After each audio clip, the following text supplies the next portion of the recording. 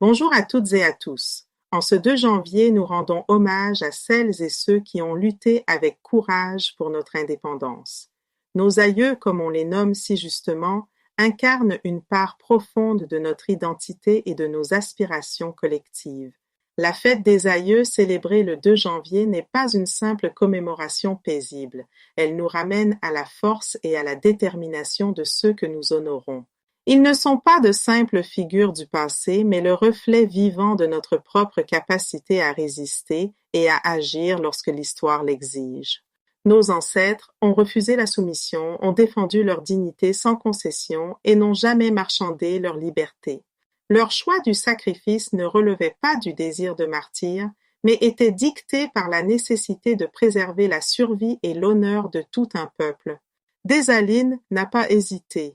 Sanité Belair n'a pas tremblé, Capois-la-Mort n'a pas reculé, Catherine Flon n'a pas cousu un drapeau pour la décoration, mais pour la bataille.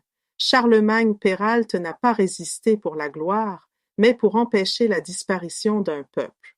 Leur message est clair. Quand la nation vacille, on se lève, on serre les dents et on avance. Leur héritage n'est pas sentimental. Il est exigeant.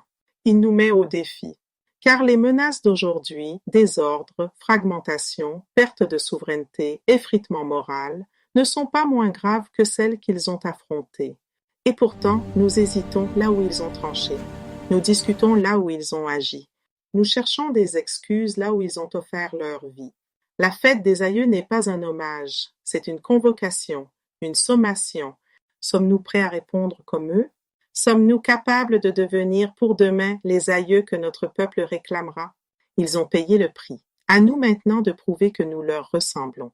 Et il est temps parmi nous de devenir à notre tour des aïeux pour la génération montante afin que cette célébration continue et qu'un jour dans l'avenir, elle devienne un simple rappel de victoire et que nous puissions nous dire que nous avions choisi la bonne route. À bord du train Gigi Forever 29, notre devise est de toujours choisir la bonne direction. Il nous arrive parfois de sortir des rails, mais ce qui compte, c'est de retrouver notre route et d'avancer avec détermination. Rejoignez-nous, embarquez dans cette aventure sur la voie que nos ancêtres ont tracée avant nous. Chantons ensemble, avec passion et fierté, notre hymne national, une adaptation inspirée de Gigi Forever 29 Train. Yeah. Haïti, oh nos ancêtres, pour Haïti, pays ancêtres, c'est pour marcher main dans la main. Non, mi tonne pas fait pour